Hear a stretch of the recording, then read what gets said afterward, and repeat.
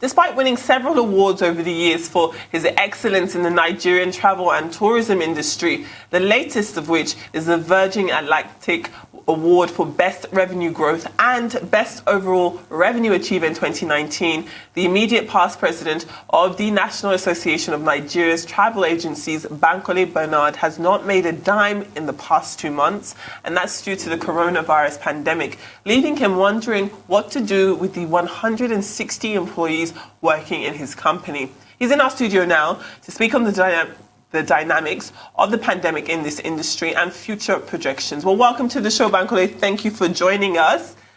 Please do, let us start by setting the scene.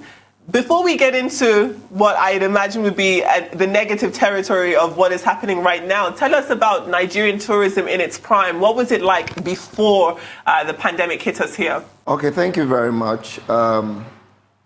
It's quite unfortunate that we had to go through COVID-19 challenges. It's been a terrible one.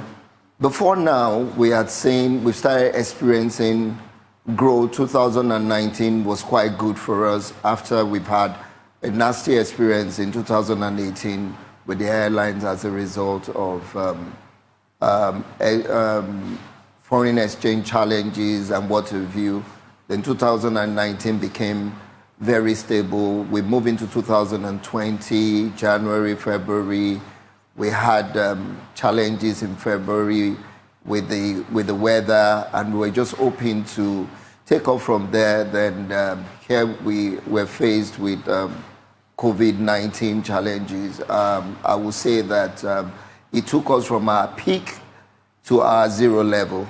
For 2019, travel agency in Nigeria did about $1 billion turnover, which contributes to the GDP of the country.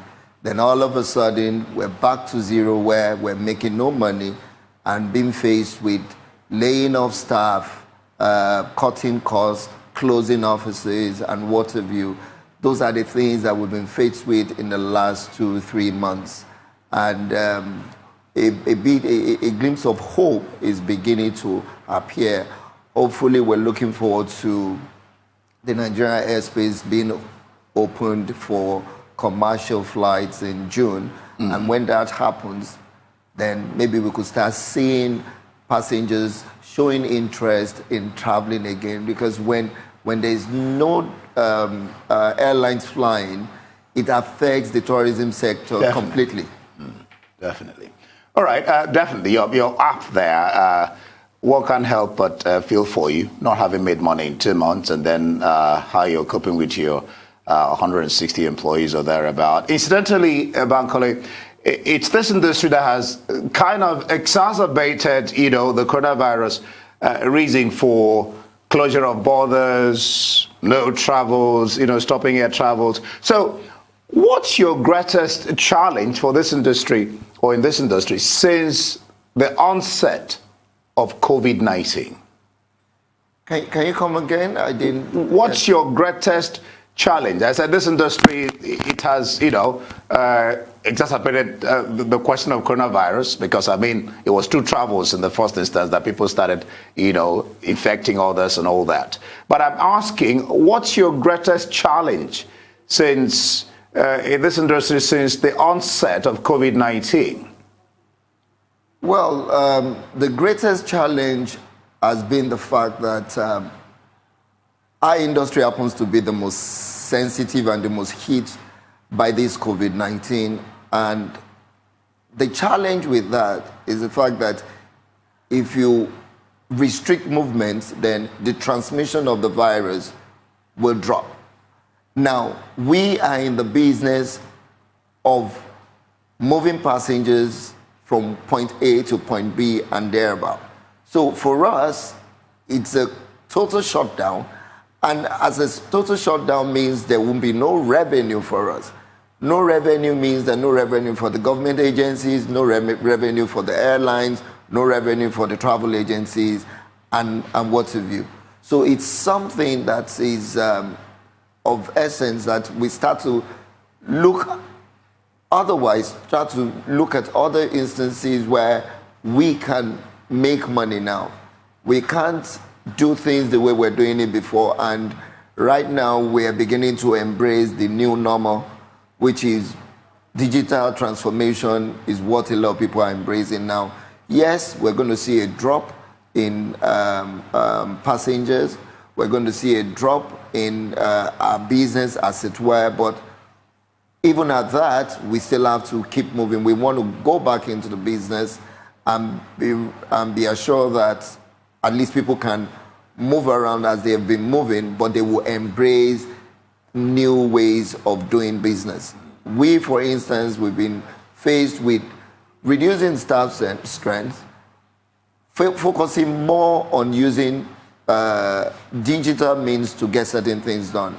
So the idea of having our airports crowded is not going to be there anymore. The number of passengers will drop, there's no doubt about it, until we're able to get this pandemic to an endemic position where things can get back to normal. But a new normal would definitely emerge. I think, well, absolutely. You've already acknowledged that the losses are massive. Yeah, 180 billion naira lost in the space of 2 months, in the first 2 months of the lockdown. And then in terms of jobs in Nigeria, that's 240,000. Did I read that correct? 240,000 jobs. I mean, it's considerable loss. So even after the airspace opens, I'd imagine there's still going to be a lot of reluctance for people to splurge on travel, because I think more than anything, we've realized that it's not an essential. It's almost considered a luxury for many people. So with you talking about getting ready for the new normal, what plans are there, if any, do you have? What plans are in place to structure your business for this new normal once we return to quote-unquote normal? Well, how it's going to be for us going forward? The first challenge is, let me say here that in Nigeria, we have two major destinations for Nigerians. First is to UK because of our relationship with the British government, the British people. Then the next destination is Dubai for equally business and leisure, because Dubai transits to major destinations around the world as well. Now the UK government has said 14 days quarantine, which means that a lot of people will be reluctant going to the UK, especially for the business travelers.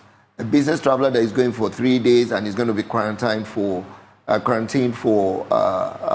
14 days, it just doesn't make sense. So you probably want to stay back, use other means to get the business done. So we are going to see a lot of digital transformation. The internet provider are going to be making more money, because that seems to be what a lot of people are going to be using. And Emirates taking the bull by the horn will probably still be able to move some passengers beyond Dubai destination. And we are hoping that at least let us even start to see passengers get back into flying travel to their, mode. The various destinations. Because if you look at it, Nigeria is an import-dependent nation. Bankole, we'll just keep you on pause there. We'll get back. You probably continue with your line of thoughts, and we'll ask you some more questions. We'll be back in a bit on the TMS. Stay with us.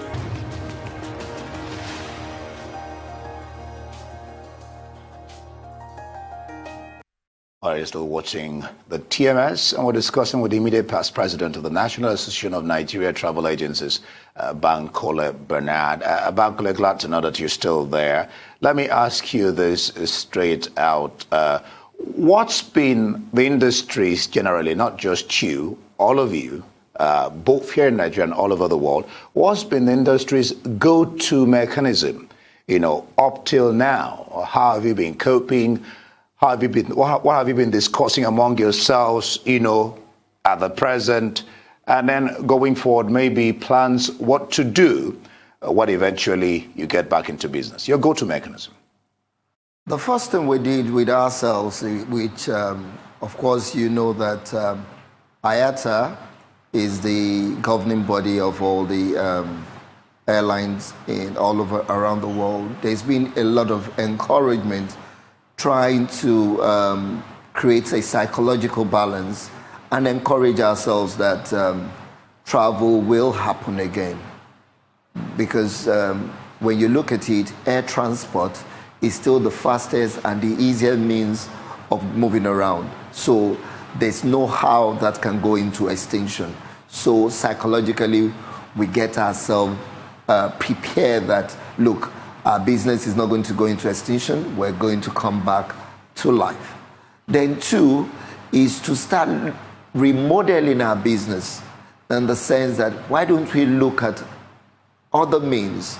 Okay, while we are having constant interface with passengers buying tickets from us, can it be done online? Can we make everything available to them online rather than having interface? Trying to create a very minimum contact with the travelers. And same thing has been replicated at the airport as well as in the aircraft. That's the only way we can adjust to the new life now. And aside that, for us in Nigeria, we're beginning to look at why don't we promote more of domestic tourism so that people can start to, rather than travel out the country, which is not going to be at what it used to be, we might as well speak to them to visit some other destinations around Nigeria. We know that every time we talk about domestic tourism, the first question that comes to mind is the fact that security. Security is a challenge everywhere around the world, and Nigeria will not be exempted. So it's high time we wake up from it. All we just need to do is to create positive awareness of what tourism stands to give to our country more than ever before. Even from the government angle, start to make reasonable budgets for tourism sector. Because when you look at the tourism sector, it's the highest employer of labor in the world. The records are there. It's the biggest industry in the world. So Nigeria is not going to be exempted. When we talk about tourism, it covers the airlines, the tour operators, the hoteliers, and whatever. It's a whole long chain. So we must see how we can support this particular sector, coming from the government side and ensuring that, this industry does not go completely down. Now, awareness, advocacy of the industry is extremely important at this particular point in time. The government needs to do more to ensure that the tourism sector is given the necessary awareness where people will continue to, go to other destinations. For instance, it's difficult for me to go to UK. Well, we might as well just go to Obudu round. We can go to Oluma Rock. You will still enjoy your holiday and all that. So, everything still amounts to spending your holiday or your spare time at somewhere within the country. Domestic tourism. Yes, domestic. You just jumped when he said Absolutely. that. I'm so happy you mentioned that, Bankole, because that's what we were talking about beforehand, and that was actually my next question. You've actually already answered it, because I was going to ask whether or not you could foresee an upturn in domestic tourism, and I guess tourism within the African continent during these times. I wonder, this is me being selfish here, because I'm asking for myself, but I'm sure perhaps our viewers at home would like to know, what are some other attractions in terms of tourism here in Nigeria that people could consider going to when, they let us cross borders, of course? Sorry, I skipped that again. Sure. I wanted to ask you, since you're an expert in this field, whether there are places in Nigeria, what places in Nigeria would be great for people to go to for a tourism visit? I'm actually asking for myself here. There are quite a lot of places, from the north to the south, from the south to the east. We have quite. I can't start to count. Even in Lagos, we have a place. We have the Lekki Conservative Center where you can visit. We have the Eyo Festival that can make people attend. We have the Oshu Oshogbo, in Ile-Ife. There's so many. If you go to the north, Kaduna, you can go for Kajuru Castle. You know, there's so many around. You know, but we just need the government to start to encourage the people to embark on domestic tourism. Revenue will go up every time there's a challenge, which I've noticed with dismay, that every time there's a challenge with revenue from oil, everybody talks about tourism, that, oh, is a low-hanging fruit. Oh, can we? And the moment we see a surge in the prices of crude oil, it's forgotten again. There are no plans to embark on alternative revenue for the country. If we say tourism is a low-hanging fruit, then why don't we go all out and plan for it and make the best out of it? Let me come in here, Bankole. Now we're talking about government. That's quite interesting. Yeah. What is government really doing to ameliorate the harsh effects of this virus if they're not doing anything at all? What would you want them to do if they're doing things? How far has the help gone, and what more can they do? Well, you can see governments all around the world, they have all come out to support their people in different palliative measures being taken into consideration. In the United States, they came up with $3 trillion to support the economy, support the businesses, so that business does not collapse there. Unfortunately, we don't have such resources here. So we're not going to ask the government to dole out money which they do not have. But there are other ways. What about having tax holiday for the people? What about creating comparative advantage for the people? And so that they do not have to they can keep the little they have, rather than still part with taxes, with levies that would affect their income level. I think government can come up with great initiative that will support the business for the people. For instance, yes, we know the commercial banks have given out loans, and they are obviously in business to make money, but CBN can make some regulatory policies that will help the commercial banks to support businesses around the world, around the country.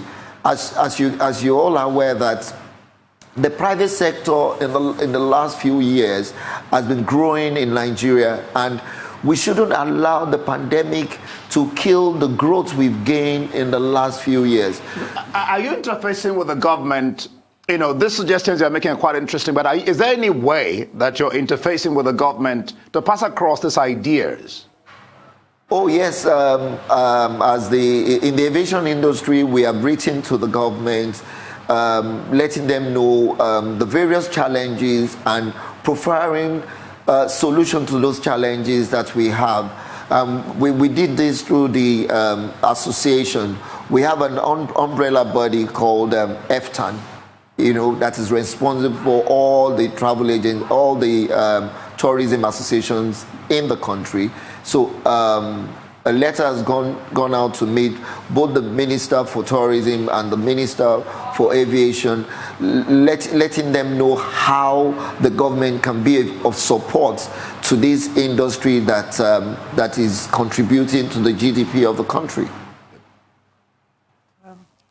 Well, it is. I wonder if we have time for another question. I don't think we do.